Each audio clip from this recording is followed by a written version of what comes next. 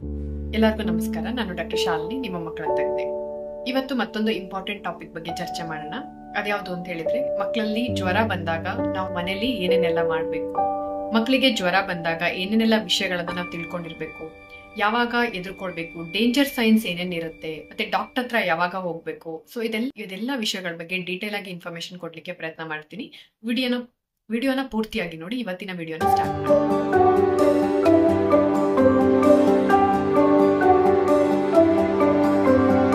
ಇವತ್ತಿನ ವಿಡಿಯೋದಲ್ಲಿ ಮೇನ್ಲಿ ಮಕ್ಕಳಿಗೆ ಜ್ವರ ಬಂದಾಗ ಮನೇಲಿ ಏನೇನ್ ಮಾಡ್ಬೇಕು ಅನ್ನೋ ವಿಷಯದ ಬಗ್ಗೆ ಡಿಸ್ಕಸ್ ಮಾಡ್ತೀನಿ.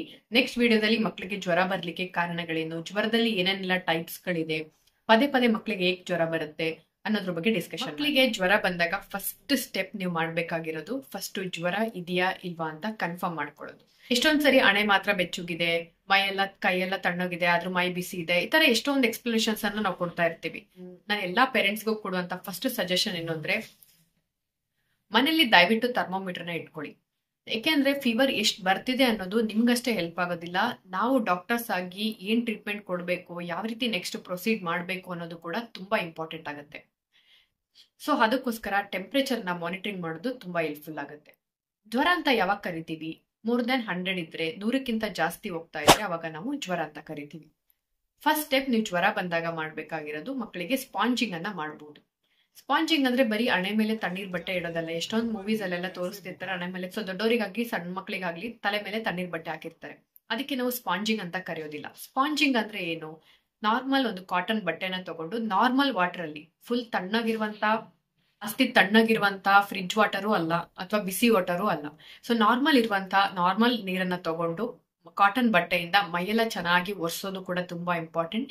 ಇದನ್ನ ಎಫೆಕ್ಟಿವ್ ಆಗಿ ಮಾಡಿದಾಗ ಮಕ್ಕಳ ಟೆಂಪರೇಚರ್ ಚೆನ್ನಾಗಿ ಕಂಟ್ರೋಲಿಗೆ ಬರುತ್ತೆ. ನೆಕ್ಸ್ಟ್ ಸ್ಟೆಪ್ ನೀವೇನ್ ಮಾಡ್ಬೇಕು ಅಂತ ಹೇಳಿದ್ರೆ, ಮಕ್ಕಳಿಗೆ ಪ್ಯಾರಾಸಿಟಮಾಲ್ ಅನ್ನ ಹಾಕ್ಬೇಕು. ಪ್ಯಾರಾಸಿಟಮಾಲ್ ಅಲ್ಲೂ ಕೂಡ ಒಂದ್ ವಿಷಯ ನೆನ್ಪಿಟ್ಕೋಬೇಕು ಅಂತ ಹೇಳಿದ್ರೆ, ತುಂಬಾ ಡಿಫ್ರೆಂಟ್ ಕಾನ್ಸಂಟ್ರೇಷನ್ಸ್ ಇರುತ್ತೆ. ಇದು ತುಂಬಾ ಜನ ಪೇರೆಂಟ್ಸ್ ಮಿಸ್ಟೇಕ್ ಮಾಡ್ತಿರ್ತೀರ. ಸೊ ಈ ತರ ಪ್ಯಾರಾಸಿಟಮಾಲ್ ಡ್ರಾಪ್ಸ್ ಇರುತ್ತೆ, ಪ್ಯಾರಾಸಿಟಮಾಲ್ 250 mg ಇರುತ್ತೆ, ಮತ್ತೆ ಪ್ಯಾರಾಸಿಟಮಾಲ್ 120 ಅಂತ ಇರುತ್ತೆ. ಮಕ್ಕಳಿಗೆ ಪ್ಯಾರಾಸಿಟಮಾಲ್ ಡೋಸ್ ಅನ್ನೋಂಥದ್ದು ಅವರ ವೆಯ್ಟ್ ಅಕಾರ್ಡಿಂಗ್ಲಿ ಹೋಗುತ್ತೆ. So around 15 mg per kg ಅಂತ ಕೊಡ್ತೀವಿ. ನೀವು ಕರೆಕ್ಟ್ ಆಗಿ ಡೋಸ್ ಅನ್ನ ಹಾಕ್ತಾ ಇದ್ರೆ ಡೆಫಿನೆಟ್ಲಿ ಜ್ವರ ಕಂಟ್ರೋಲಿಗೆ ಬರೋದಿಲ್ಲ. ಸೊ ನೀವು ಪ್ರತಿ ಸರಿ ಮಕ್ಕಳು ಡಾಕ್ಟರ್ ಹತ್ರ ಹೋದಾಗ ಮಕ್ಕಳ ವೆಯ್ಟ್ ಬೇಸಿಸ್ ಮೇಲೆ ಪ್ರತಿ ಸರಿ ಹೋದಾಗ್ಲೂ ಎಷ್ಟು ml ಹಾಕ್ಬೇಕು ಅಂತ ಕೇಳ್ಕೊಂಡು ಬರೋದು ಇಂಪಾರ್ಟೆಂಟ್ ಆಗುತ್ತೆ. ಸೊ ಫಸ್ಟ್ ನೀವು ಹಾಕ್ಬೇಕಾಗಿರೋದು ಪ್ಯಾರಾಸಿಟಮಾಲ್. ಇದಾದ್ಮೇಲೆ ಒಂದು ಮಗುಗೆ ಜ್ವರ ಬಂದಾಗ ಎಸ್ಪೆಷಲಿ ಊಟ ತಿನ್ನೋದಿಲ್ಲ. ಇದು ತುಂಬಾ ಕಾಮನ್. ಅವ್ರು ಊಟ ಚೆನ್ನಾಗಿ ತಿನ್ಲಿ ಅಂತ ಎಕ್ಸ್ಪೆಕ್ಟ್ ಮಾಡಬೇಡಿ, ಅವ್ರು ತಿನ್ನೋದಿಲ್ಲ. ಹೇಗೆ ದೊಡ್ಡವರಿಗೆ ಹುಷಾರಿಲ್ದೇ ಇರುವಾಗ ಊಟ ಹೋಗೋದಿಲ್ಲ, ಸಣ್ಣ ಮಕ್ಕಳಿಗೂ ಅದೇ ತರ ಆಗುತ್ತೆ. ಆದ್ರೆ ಏನ್ ಇಂಪಾರ್ಟೆಂಟ್ ಅಂತ ಹೇಳಿದ್ರೆ, ಮಕ್ಕಳು ಕರೆಕ್ಟ್ ಆಗಿ ಹೈಡ್ರೇಷನ್ ಅನ್ನ ಮೇಂಟೈನ್ ಮಾಡೋದು ಇಂಪಾರ್ಟೆಂಟ್. ಸ್ವಲ್ಪ ನೀರನ್ನ ಚೆನ್ನಾಗಿ ಕುಡಿಸಿ. ORS ಅನ್ನು ಕೊಡೋದು ಕೂಡ ಹೆಲ್ಪ್ ಆಗುತ್ತೆ. ಮತ್ತೆ ಎಳ್ನೀರನ್ನು ಕೂಡ ನೀವು ಜ್ವರದಲ್ಲಿ ಕೊಡ್ಬೋದು, ಏನೂ ಸಮಸ್ಯೆ ಇಲ್ಲ. ಅಥವಾ ಹಣ್ಣುಗಳನ್ನ ಕೊಡಿ, ಏನಾದ್ರೂ ಆಯ್ತು. ಅಟ್ಲೀಸ್ಟ್ ಲಿಕ್ವಿಡ್ ಕಂಟೆಂಟ್ ಇರುವಂತಹ ಫುಡ್ ಗಳನ್ನ ಅವರಿಗೆ ಚೆನ್ನಾಗಿ ಕೊಡಿ. ಸೊ ಇದರಿಂದ ಏನಾಗುತ್ತೆ, ಅವ್ರ ಯೂರಿನ್ ಔಟ್ಪುಟ್ ಚೆನ್ನಾಗಿ ಮೇಂಟೈನ್ ಆಗುತ್ತೆ, ಮತ್ತೆ ಅವರು ಜಾಸ್ತಿ ಸುಸ್ತಾಗೋದಿಲ್ಲ, ಎಸ್ಪೆಷಲಿ ಜ್ವರ ಬಂದಾಗ. ನೆಕ್ಸ್ಟ್, ಜ್ವರ ಬಂದಾಗ ಏನೇನೆಲ್ಲ ಡೇಂಜರ್ ಸೈನ್ಸ್ ಇದ್ರೆ ಇಮಿಡಿಯೇಟ್ ಆಗಿ ನೀವು ಡಾಕ್ಟರ್ ಹತ್ರ ಹೋಗ್ಬೇಕು. ಫಸ್ಟ್, ಜ್ವರ ತುಂಬಾ ಜಾಸ್ತಿ ಬರ್ತಾ ಇದೆ, ನೀವು ಥರ್ಮೋಮೀಟರ್ ಇಂದ ಚೆಕ್ ಮಾಡಿದಾಗ 101 ಇದೆ, 102 ಇದೆ ಅಂದ್ರೆ ದಯವಿಟ್ಟು ಪೀಡಿಯಾಟ್ರಿಷಿಯನ್ ಅನ್ನ ಎಷ್ಟಾಗುತ್ತೋ ಅಷ್ಟು ಬೇಗ ವಿಸಿಟ್ ಮಾಡ್ಲಿಕ್ಕೆ ಪ್ರಯತ್ನ ಮಾಡಿ. ಅದಕ್ಕೆ ನಾನು ಹೇಳಿದ್ದು, ನೀವು ಮನೇಲಿ ಥರ್ಮೋಮೀಟರ್ ಇಟ್ಕೊಂಡ್ರೆ ಇದು ನಿಮಗೆ ತುಂಬಾ ಸೊ ನೆಕ್ಸ್ಟ್ ಏನ್ ಸ್ಟೆಪ್ ತಗೋಬೇಕು ಅಂತ ನಿಮ್ಗೆ ತುಂಬಾ ಕ್ಲಿಯರ್ ಆಗಿರುತ್ತೆ. ನೆಕ್ಸ್ಟ್ ಸ್ಟೆಪ್, ಸರಿ ಪ್ಯಾರಾಸಿಟಮಾಲ್ ಸಿರಪ್ ಹಾಕಿದ ಮೇಲೂ ಕೂಡ 3 to 4 ಅವರ್ಲಿ ಜ್ವರ ರಿಪೀಟ್ ಆಗ್ತಾ ಇದೆ ಅಂದ್ರೂ ಕೂಡ ಪೀಡಿಯಾಟ್ರಿಷಿಯನ್ ವಿಸಿಟ್ ಮಾಡೋದು ಇಂಪಾರ್ಟೆಂಟ್. ಅಥವಾ ಜ್ವರ 3 ರಿಂದ 4 ದಿನ ಇಂತ ಜಾಸ್ತಿ ಆಗ್ತಿದೆ ಅಂತ ಹೇಳಿದ್ರೆ, ಅಥವಾ ಮಕ್ಕಳಿಗೆ ಜ್ವರದ ಜೊತೆಗೆ ಬೇರೆ ಸಿಂಪ್ಟಮ್ಸ್ ಇದೆ, ಶೀತ ಇದೆ, ಕೆಮ್ಮಿದೆ, ಅಥವಾ ಗಂಟ್ಲು ನೋವಿದೆ, ಯೂರಿನ್ ಪಾಸ್ ಮಾಡ್ಬೇಕಾದ್ರೆ ನೋವಾಗ್ತಿದೆ, ಅಥವಾ ರ್ಯಾಶ್ ಇದೆ, ಈ ತರ ಏನೇ ಅಡಿಷನಲ್ ಸಿಂಪ್ಟಮ್ ಇದ್ರೂ ಕೂಡ ಒಂದ್ಸರಿ ಪೀಡಿಯಾಟ್ರಿಷಿಯನ್ ಹತ್ರ ತೋರಿಸ್ಕೊಂಡು ಬರೋದು ತುಂಬಾನೇ ಹೆಲ್ಪ್ಫುಲ್ ಆಗುತ್ತೆ. ಯಾವುದೇ ಜ್ವರ ಇದ್ರೂ ಕೂಡ ಬೇಗ ಡಯಾಗ್ನೋಸ್ ಆಗುತ್ತೆ, ಮತ್ತೆ ಅದು ಸೀರಿಯಸ್ ಆಗೋದಿಲ್ಲ. ಮಕ್ಕಳ ಟ್ರೀಟ್ಮೆಂಟ್ ಕೂಡ ತುಂಬಾ ಎಫೆಕ್ಟಿವ್ ಆಗಿ ಆಗುತ್ತೆ. ಮತ್ತೆ ಮಕ್ಕಳಿಗೆ ಜ್ವರ ಬಂದಾಗ ಏನೇನೆಲ್ಲ ಮಾಡಬಾರ್ದು.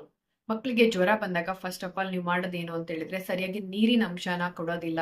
ಕುಡಿತಿದ್ದಾನೆ ಅಂತ ಹೇಳ್ತೀರಾ, ಬಟ್ ಆದ್ರೆ ಕರೆಕ್ಟ್ ಆಗಿ ಅಡಿಕ್ವೇಟ್ ಆಗಿ ಹೈಡ್ರೇಷನ್ ಹೋಗಿರೋದಿಲ್ಲ. ಎರಡನೇದಾಗಿ ಟೀ, ಕಾಫಿ, ಬಿಸ್ಕೆಟ್ ಕೊಡ್ತೀರಾ. ನಾನು ಹಿಂದಿನ ಕಾಲದಿಂದನೂ ಅದೇ ತರನೇ ಇದೆ. ಯಾರ್ದಾರು ಮನೇಲಿ ಹುಷಾರಿಲ್ಲ ಅಂದ್ರೆ ಬಿಸ್ಕೆಟ್ ಮತ್ತೆ ಬ್ರೆಡ್ ತಗೊಂಡು ಹೋಗುವಂತ ಒಂದು ಪದ್ಧತಿಗಳಿದೆ.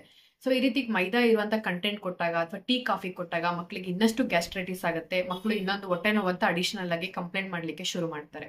ಸೊ ಹಾಗಾಗಿ ದಯವಿಟ್ಟು ಮಕ್ಕಳಿಗೆ ಹುಷಾರಿಲ್ಲದೆ ಇರುವಾಗ ಟೀ, ಕಾಫಿನ ಕೊಟ್ಬೇಡಿ. ಮತ್ತೆ ಮ್ಯಾಗಿ ಏನು ತಿಂತಿಲ್ಲ ಅಂತ ಮ್ಯಾಗಿ ಕೊಡ್ತಾರೆ. ಇದರಲ್ಲೂ ಕೂಡ ಸ್ಪೈಸಿ ಐಟಮ್ ಆಗಿರೋದ್ರಿಂದ ಮಕ್ಕಳಿಗೆ ಇದು ಅಗೇನ್ ಗ್ಯಾಸ್ಟ್ರಿಕ್ ಇರಿಟೇಷನ್ ಮಾಡುತ್ತೆ. ಸೊ ಹಾಗಾಗಿ ಮ್ಯಾಗಿ ಇನ್ನಿತರ ಸ್ಪೈಸಿ ಫುಡ್ಸ್ ಅನ್ನ ಮತ್ತೆ ಹೊರಗಿನ ಬೇಕರಿ ಐಟಮ್ಸ್ ಗಳನ್ನ ಅವಾಯ್ಡ್ ಮಾಡಿ.